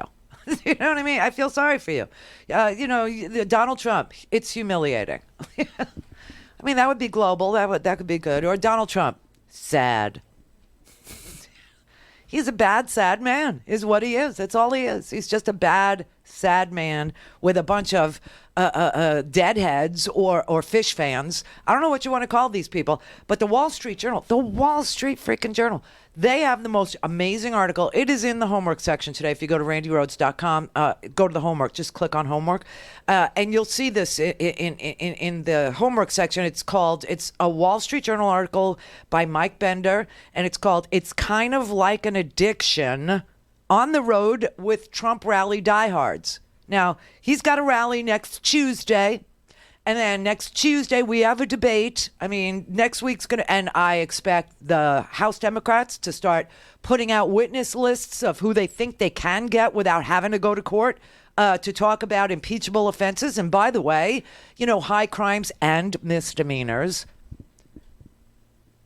Donald Trump did doctor that map. Somebody in the White House actually told that to what's his name over at CNN? I just blanked out on his name. One of the reporters at CNN.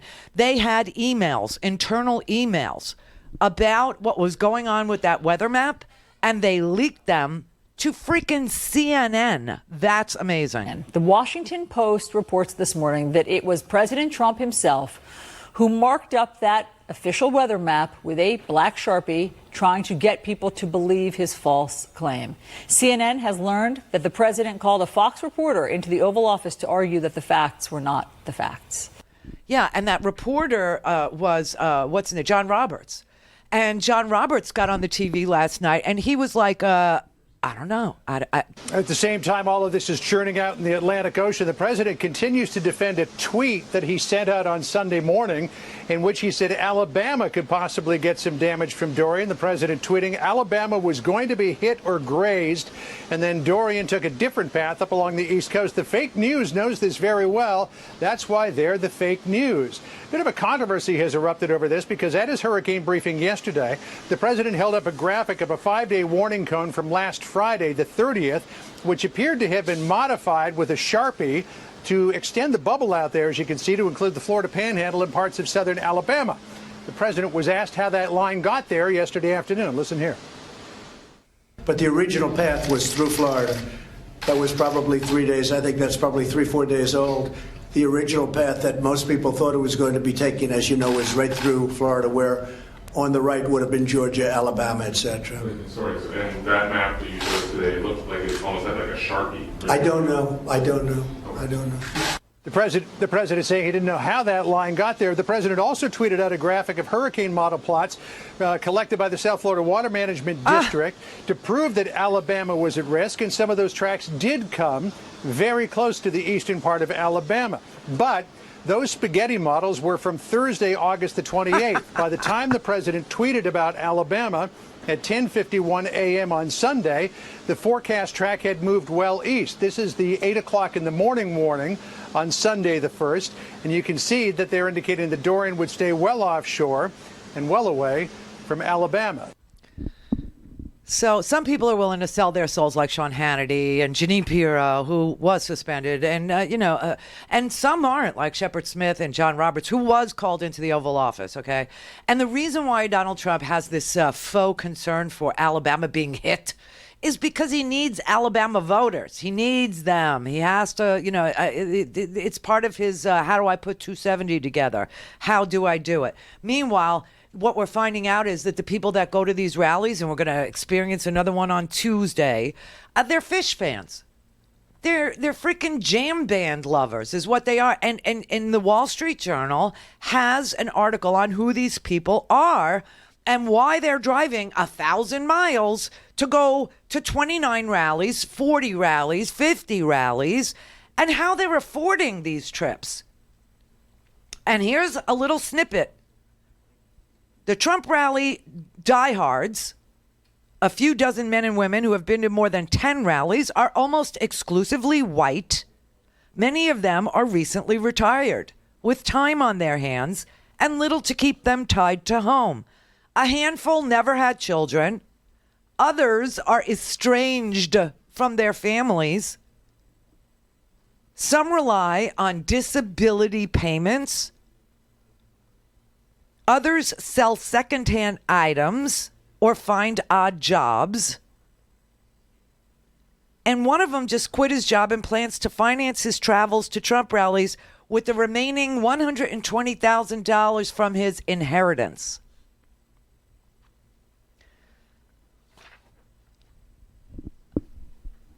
Democrats made it possible for these lunatics to stay on the road on Trump tours. They think of it as a tour. One said a middle school teacher at the front of the line in Greenville compared the experience to following Bruce Springsteen. You know, the imagery is not lost on me. In Orlando, they were standing in front of the Amway Center. I mean, this is like a pyramid scheme. It's just so unbelievable. At an Amway Center. I mean, come on. You know, there's a new thing on Showtime. I don't know how many of you have Showtime, but there's this new show with Kirsten Dunst. It's pretty freaking good. It's called I'm Becoming a God in Central Florida, and it's about these pyramid schemes. It's about like an Amway company, except it's called FAM. FAM. Founders American Manufacturing. It's really sick, it's really twisted, and it's really good. These are the people that he appeals to.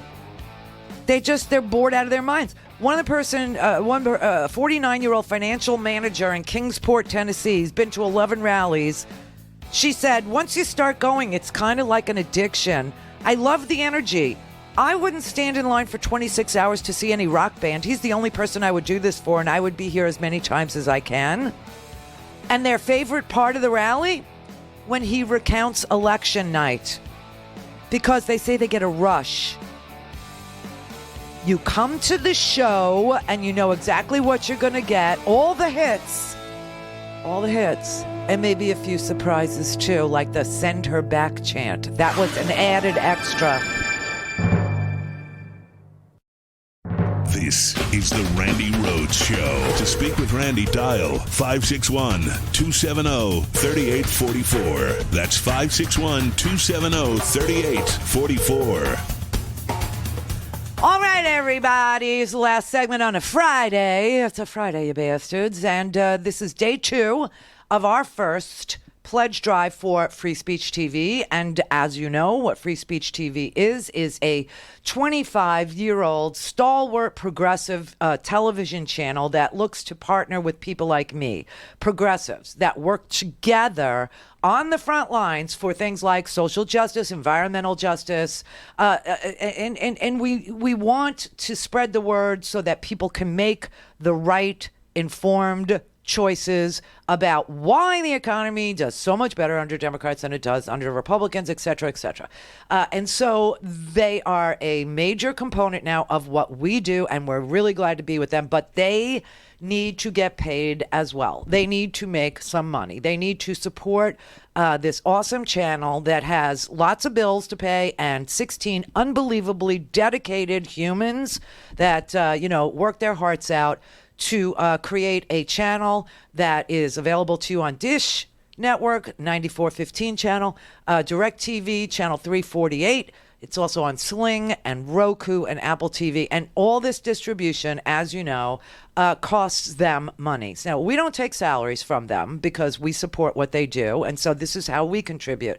The way you contribute is by calling 877 toll-free, 877-378-8669. Okay, it's 877-378-8669, and you can make a pledge. A little pledge is like $20, and we'll send you a Randi Rhodes bumper sticker. $150 if you can do it. I will send you one of my awesome, awesome hats, my baseball caps. I will send you one of those, and I will autograph it for you. And, you can get a Change the Channel tote for $50 and on and on. There's lots of, little perks that we will send you as a thank you. If you could either go to freespeech.org/donate or just call 877-378-8669. Operators are standing by to take that money off your hands right now. Mick in Denver. Hi, Randy. Hey. It's Friday. It's Friday. Yeah, thanks for talking about this wonderful economy we're having, but that's not the reason that I called. I just wanted to call. I'll make it quick. I know you're up at the top. I want you guys and everybody to have a wonderful weekend. Thank you. You too. Got a kid, really great kid. I work in the trades, okay? And I don't want to let out too much, but after he got out of our apprenticeship, he joined the Army. He went to Ranger School. He graduated top of the rock in Ranger School. He's been to Afghanistan and to Iraq. His mother is a citizen. His father's a green card holder. He was born in Mexico. They want him to go back to Mexico. They're going to deport him? More than likely. Over my dead body. Oh, that is just vile. That is hideous. So, at $4 billion and families that live in our military installations across the planet are living in many, and I know because I did 22 in the Navy. I know you're a Zoomy, so you've been on base. Oh, God, I lived on base. And then they take that away. And it's decrepit. That's the thing people don't understand, that on-base housing is literally decrepit. It's grotesque, okay? And the schools that the kids attend, they're crumbling. They're falling apart. The water is polluted around the bases. All this needs cleaned up.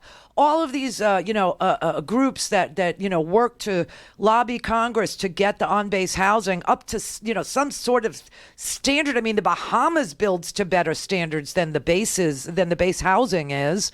And then to have a guy who became an Army Ranger, which is a hard thing to become, to serve overseas in war zones, to be threatened with deportation because what you said is his father is a green card holder.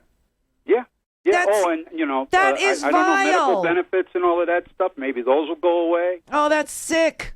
That is so freaking wrong. See, this is why the Democrats are better at governing. They offered this idiot president, this lying king, this insane clown posse administration, they offered them $26 billion to build his whole stupid wall if he would give the DACA protection. Right. Well, that's not good enough for him. You could have given him $260 billion. No, because he wants the issue. He wants the freaking issue. This is a high-performing thing for him.